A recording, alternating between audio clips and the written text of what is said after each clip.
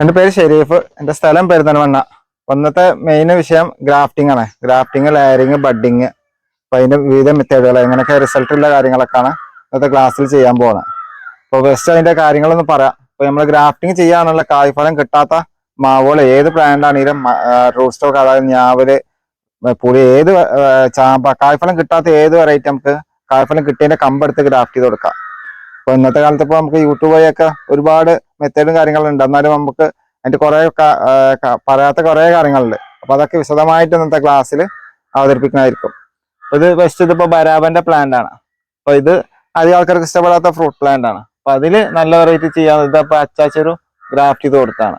അപ്പൊ ഇതുപോലെ നമുക്ക് ഓരോ പ്ലാന്റ്, നമുക്ക് ഇഷ്ടപ്പെടാത്ത പ്ലാന്റിന്റെ അതിന്റെ നല്ല വെറൈറ്റികളുടെ, ടേസ്റ്റുള്ള വെറൈറ്റികളുണ്ട്. അതിന് നമുക്ക് അതുപോലെ സെയിം കുടുംബമായിരിക്കണം, അതിൽ നമുക്ക് ഗ്രാഫ്റ്റ് ചെയ്ത് കൊടുക്കാം. ഇതിലിപ്പോ മാംഗോസ്റ്റിനൊക്കെ ഗ്രാഫ്റ്റ് ചെയ്ത് പിടിപ്പിക്കാൻ പറ്റും. ഇത് അതിന്റെ കുടുംബത്തിൽ പെട്ടാണ്. ഇത് പച്ചാച്ചേരു ഇപ്പൊ ഗ്രാഫ്റ്റ് ചെയ്ത് ഇപ്പൊ തലയൊന്ന് ഉഷാറായി വന്നിട്ടുണ്ട്. അപ്പൊ അതൊക്കെ ഉഷാറായിട്ട് തലയിട്ട് വന്നിട്ടുണ്ട്. ഇപ്പൊ ഇത് ബാക്കിയുള്ള ഭാഗം കട്ട് ചെയ്ത് ഒഴിവാക്കി കഴിഞ്ഞാൽ ഇത് ഉഷാറായിട്ട് വന്നോളൂ. അപ്പൊ ഇതിപ്പോ നമുക്ക് നല്ല ടേസ്റ്റുള്ള ഫ്രൂട്ടാണ് അച്ചാച്ചേരു പറയുന്നത്. ഇപ്പൊ ബരാബ നേരെ കാഴ്ച നിൽക്കുന്നുണ്ട്, കുട്ടികൾക്കൊക്കെ ഇഷ്ടമാണ്. എന്നാലും മുകൾ ഭാഗം ഇതങ്ങനെ ഗ്രാഫ്റ്റ് ചെയ്ത് കൊടുത്തിട്ടുള്ളത്. അതുപോലെ നമുക്ക് ഗ്രാഫ്റ്റിംഗ് ചെയ്യാന്നുള്ളതാണ്. പിന്നെ ഉള്ളത് ഈ അപ്രോച്ച് ഗ്രാഫ്റ്റിംഗ് മെത്തേഡാണ്. പിന്നെയുള്ള മെത്തേഡ് പറയുന്നത് ഗ്രാഫ്റ്റിംഗ് അറിയാത്ത ആൾക്കാരുള്ള മെത്തേഡിങ് ആണ്, അപ്രോച്ച് ഗ്രാഫ്റ്റിംഗ് ആണ്. അപ്പൊ ഇതിപ്പോ സപ്പോർട്ട, ക്രിക്കറ്റ് ബോൾ സപ്പോർട്ടാണ്, വലിയ പ്ലാന്റ് ആണ്, കായ്ഫലല്ലാണ്. അപ്പൊ ഇത് വെരിഗേറ്റഡ് ആണ്. അപ്പൊ ഇതിൽ അപ്രോച്ച് ഗ്രാഫ്റ്റിംഗ് ചെയ്ത് കൊടുത്തിട്ടുണ്ട്. അത് സൈഡ് വെച്ച് കെട്ടി കൊടുക്കലാണ്. ഇതിപ്പോ ജസ്റ്റ് ഒന്ന് അയച്ച് കാണിച്ചു തരാം. ഇപ്പൊ ജോയിന്റ്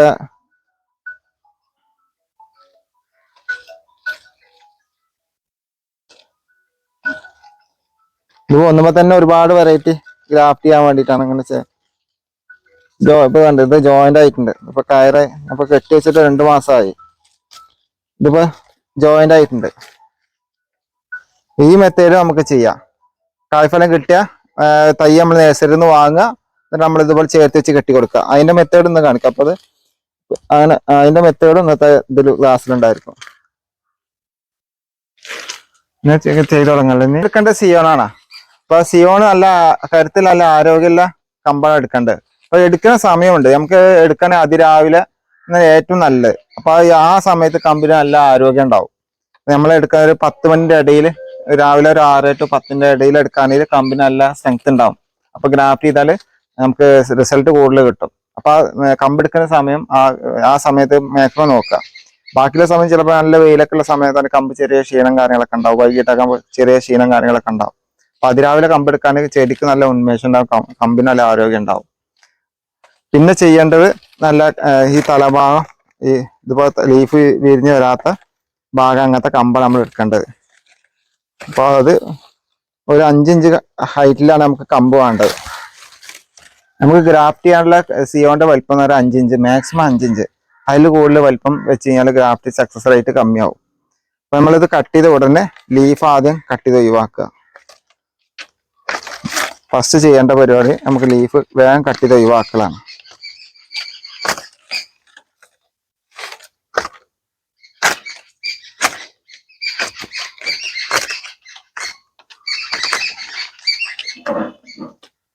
ഇതുപോലെ ലീഫ് സ്പോട്ടിൽ കട്ട് ചെയ്ത് ഒഴിവാക്കുക.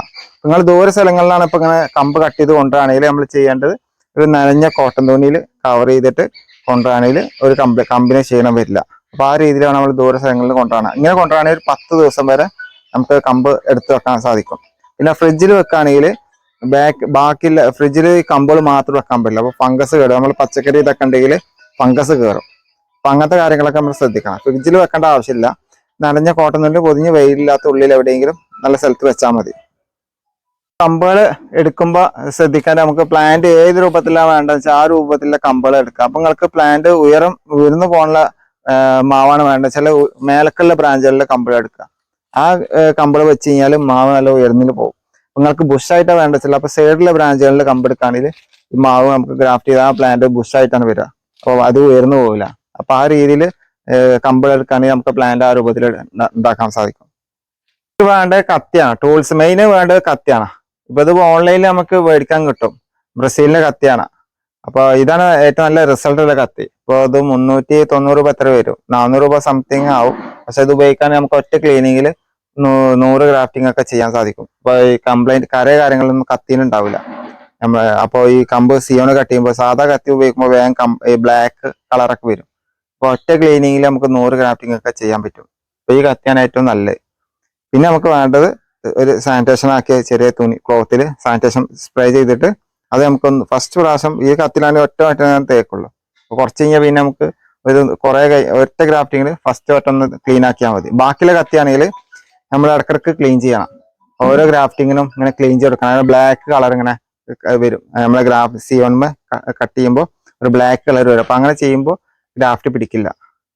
അപ്പൊ നിങ്ങൾക്ക് ഇത് വാങ്ങിക്കാൻ ബുദ്ധിമുട്ടാണെങ്കിൽ സാനിറ്റേഷൻ കൊണ്ട് നമ്മൾ 1-2 പ്രാവശ്യം ഗ്രാഫ്റ്റ് ചെയ്ത് കഴിഞ്ഞാൽ വേഗം ഇതുപോലെ തുണിയിൽ തേച്ച് ക്ലീൻ ചെയ്യുക. അങ്ങനെ ആകുമ്പോൾ ഗ്രാഫ്റ്റ് പിടിക്കും.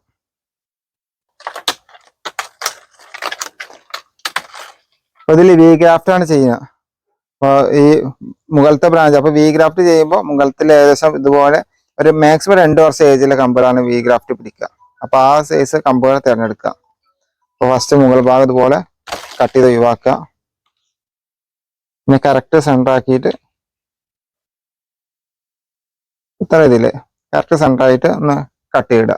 2 ഇഞ്ച് 1.5 ഇഞ്ച് 2 ഇഞ്ച് കനത്തിൽ ഇങ്ങനെ കട്ട് ചെയ്തിടുക. പിന്നെ നമ്മൾ സിയോണില് 2 സൈഡ് ഷാർപ്പായിട്ട് ചെത്താന്നുള്ളതാണ്.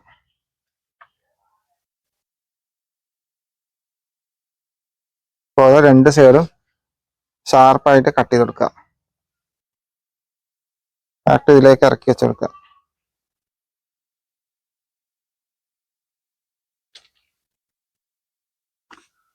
പിന്നെ വേണ്ട ഗ്രാഫ്റ്റിംഗ് ടാപ്പാണ്.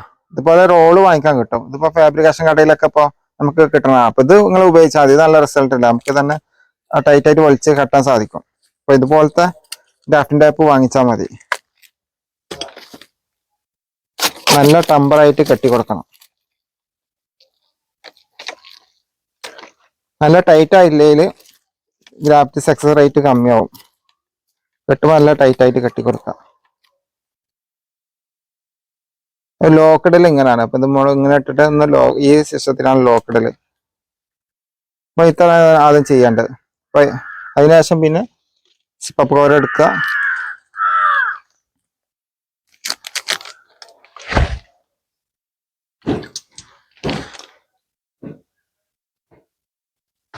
അതിലേക്ക് സിപ്പ് കവറിലേക്ക് ലേശം വെള്ളം ഒഴിച്ചാൽ വെള്ളം റിമൂവ് ചെയ്യുക. അതിനുശേഷം ഇങ്ങനെ കവർ ചെയ്ത് കൊടുക്കുക.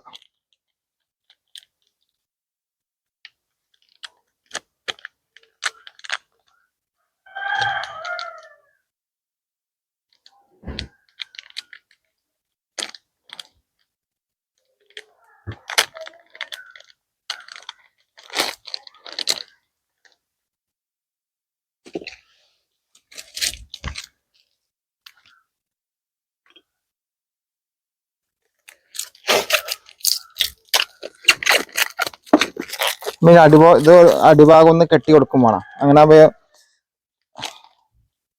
ഇങ്ങനെ ഒന്ന് കെട്ടി കൊടുക്കണം. അപ്പൊ ഇതിലേക്ക് നമുക്ക് തളിര് ഏകദേശം ഒരു 10-12 ദിവസം കൊണ്ട് തളിര് വരും. തളിര് വന്നു കഴിഞ്ഞാൽ ലീഫ് വിരിയുന്ന സമയത്ത് മാത്രമേ ഈ കവർ ഒഴിവാക്കി കൊടുത്താൽ മതി. അതുവരെ കവർ ഇതുപോലെ തന്നെ നിർത്താം. ചില സമയങ്ങളിൽ കമ്പ് ചിലപ്പോൾ തളിര് വരാൻ ചിലപ്പോൾ 18 ദിവസം കഴിഞ്ഞാലും ഗ്രാഫ്റ്റ് പിടിച്ചിട്ടുണ്ടാവും. തളിര് വരാൻ ചിലപ്പോൾ 20 ദിവസം 25 ദിവസമൊക്കെ സമയം വരും. അപ്പൊ നമ്മൾ തളിര് വന്നതിന് ശേഷം മാത്രം ഇത് ഒഴിവാക്കി കൊടുക്കുക. അപ്പൊ 18 ദിവസം കഴിഞ്ഞാൽ ഈ കെട്ട് ഒഴിവാക്കി കൊടുക്കണം. കമ്പ് ഫ്രീ ആക്കിയിട്ടുണ്ട്. അല്ലെങ്കിൽ ഫംഗസ് വരും. സിപ്പപ്പ് കവർ അതുപോലെ തൂക്കിയിട്ടാൽ മതി. അപ്പൊ തളിര് വന്നതിന് ശേഷം മാത്രം കവർ റിമൂവ് ചെയ്താൽ മതി.